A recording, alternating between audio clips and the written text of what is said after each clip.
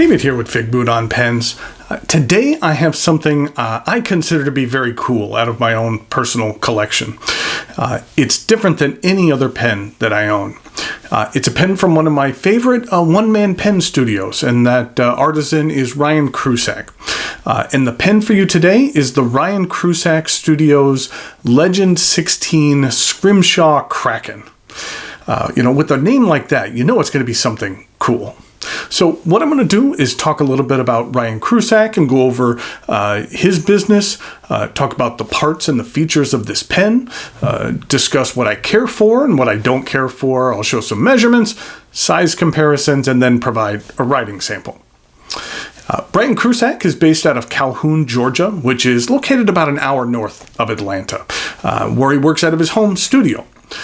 As Ryan tells the story, a while back, while he was working as a designer for a textile company, he was traveling in Mexico, and he had lost his pen. He was there to give a big presentation and thought to himself that he'd like to buy a nice fountain pen that would look nice to have during the presentation. And he went into a boutique and found a fountain pen that he liked and felt the price would be maybe like $50.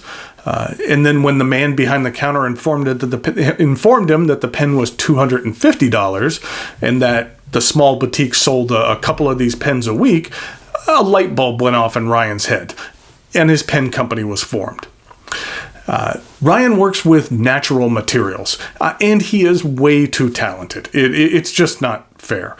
He's an excellent painter, a sculptor, a woodworker, and he makes some incredible pens. As with someone with very little innate artistic talent, I am definitely jealous. Now, I understand that in order to perfect a craft, you need to practice. And I'm sure that I can improve my art with a little bit of practice, but I feel a lot of it needs to be kind of basic ability. It's kind of like the nature-nurture debate.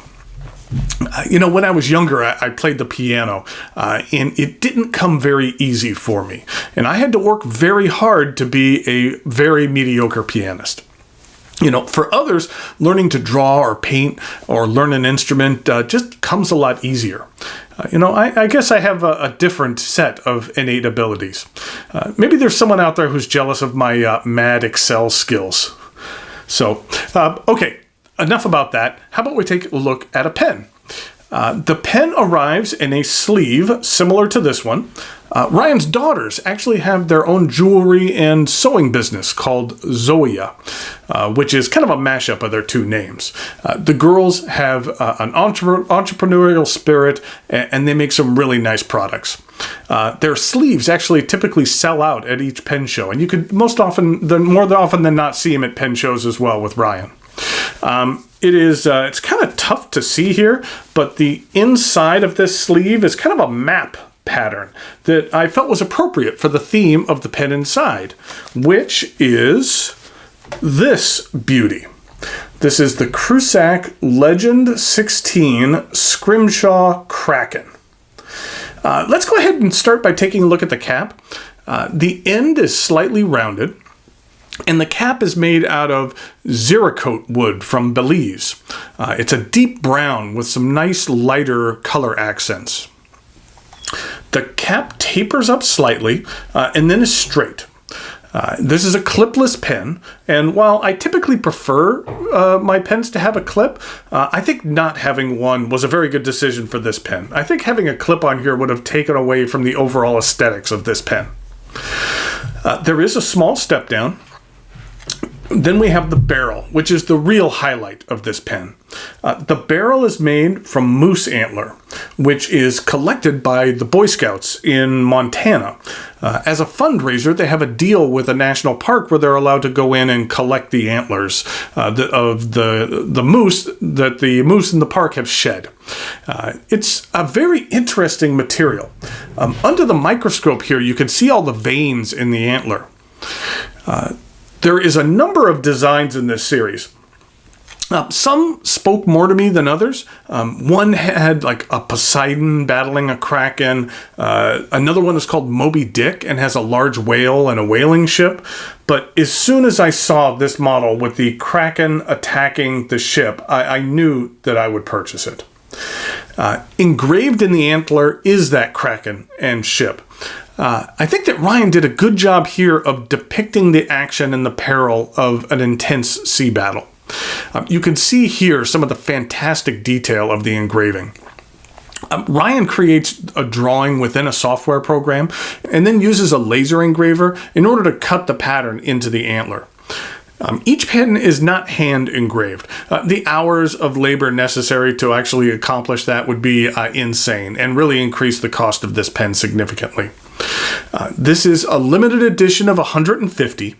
The pens aren't individually numbered, but at the end of the barrel here, it has Ryan's RK logo and then AP 150. The AP actually stands for Artist's Proof, which basically means that this art is a recreation of the original art.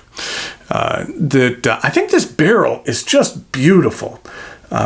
After the engraving, he actually fills the grooves with ebony dust and then adds a layer of acrylic and then buffs off the overspray so it just keeps the ebony dust in the grooves. The dust really helps give it a weathered and aged look and just really brings out the accents of the engraving. On my pen, there's actually some color variants. I don't know how hard it is to see, but there's some color variants in the bone as well, which just adds a level of complexity to the design. The cap twists off to reveal this number 6 steel JoWo nib. The nib is laser engraved with the Ryan Krusac logo. At the DC show this past year, when I purchased this pen, Ryan offered to heat treat the nib right there on the spot. So now the nib has a bit of a brownish gold coloring to it. I feel it gives the nib more of an aged look and matches well with the overall look of the pen. And here's a look at the plastic feed. The section is made from ebonite. It's slightly flared at the end, and I really like the size of this section. It's a bit on the thick side, which I personally prefer. Ebonite is a really good choice of material here. I believe ebonite has a more natural look. And I feel that it wouldn't have looked as good if it would have been acrylic or resin that he had in using either of those materials would have kind of clashed a bit with the rest of the pen. In addition, as you can see in this close-up, the ebonite is more textured, which provides for a better grip. I'd really like to see more pen companies use ebonite sections like this. The cap somewhat posts, and if you put it on too lightly, it has a tendency to fall off. But if you do push it down, it will stay. But I really don't like to put too much force on this cap since it's made of wood, which is fine, because I actually prefer the look of this pen unposted. Aesthetically, I just feel it's more pleasing to the eye when it's unposted. This is a cartridge converter pen. It does come with a standard international converter and accepts cartridges as well. I care for this pen a great deal. It feels great in the hand. It has a really good balance. One of my goals for 2018 was to pare down my collection a bit and sell off some pens that don't get some of the use they deserve. And I've sold a couple already, just to test the water, so to speak. I've kind of split my collection into 3 categories. Pens that I would sell, ones that I possibly would sell, and then those I have no desire to sell whatsoever. And this Krusac pen was an easy choice to categorize as one that I will hold on to. This one is not leaving the collection. I really love the size, I love the material, and I really have grown to love the artwork on here. So this pen is not going anywhere. Now, this specific model potentially is sold out. I saw that it was no longer available on the Krusac site. The Moby Dick model is still available, however.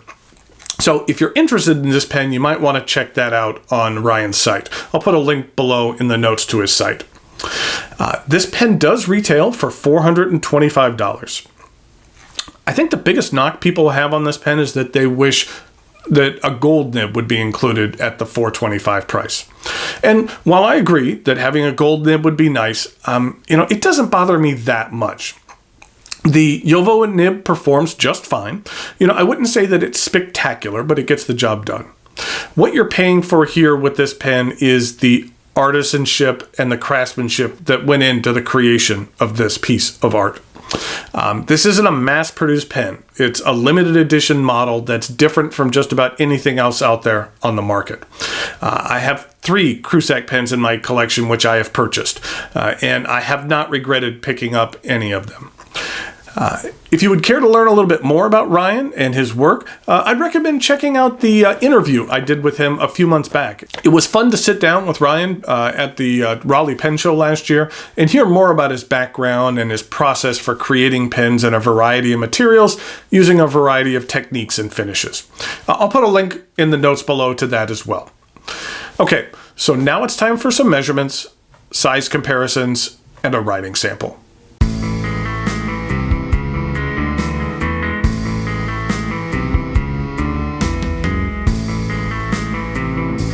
Here we go with some size comparisons for the Krusac Legend 16 Scrimshaw Kraken. To do something a little bit different, I'm going to show you some comparisons in relation to some pens that you might just be seeing reviews of here in the very near future. So first up, we have an Opus 88, which is a newer pen that's on the market. Then we have a Conklinella. And then we have a Montegrappa Fortuna Skull. Then in regard to a few other newer pens, we have an Italics Deacon's Doodle. Then we have a Carolina Pen Company Aiken. And then finally, we have something new from Benu, which is called the Chameleon, which is interesting because we'll see how well you can see this. It really changes color depending on how you look at it. And this particular model kind of goes back and forth between purple and blue. So I'm looking forward to taking a look at that one a little more in depth. Before we get started, I just wanted to give another really good look at the artwork that's on here and the detail that you can see in the ship. And then there's this amazing Kraken that is attacking the ship. So I just really love this artwork. I think it's fantastic. So in regard to a writing sample, here we have the Krusac Legend 16, and the 16 refers to the size of the pen. He has a 16 and a 14 size pen, and the 14 is slightly smaller. And we'll just call this the Kraken.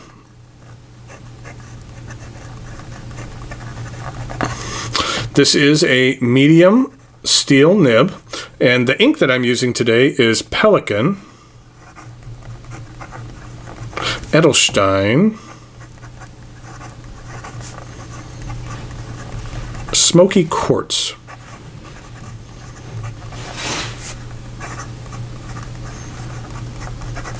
I just thought it matched this pen well. This is what the ink looks like.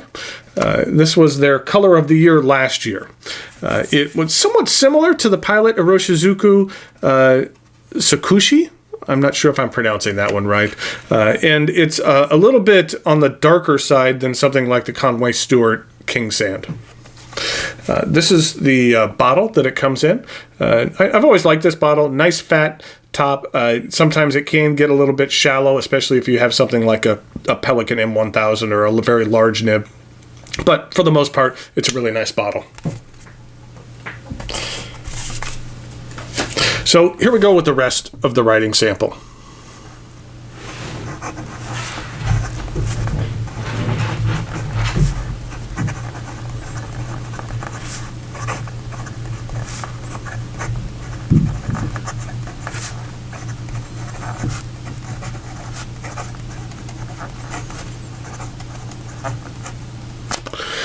As I mentioned before, that the Jowo nib is, while I say it isn't spectacular, it's very serviceable, and that you're not going to get a ton of line variation out of here. It is a little bit on the stiff side, but as I showed before, I really like the heat treat that was done on here. I think it really kind of ages this pen nice. In regard to wetness, it's not the most wet nib, as you can see here. And then in regard to reverse writing, well, I think I caught a little paper on there, so that's why it's so thick there. But even without it, it's a little bit on the extra fine side. And then in regard to some fast writing, okay, let me see if I can get that off, because it's almost making it seem like a stub. Okay, let's try that again. Okay, that's more like it.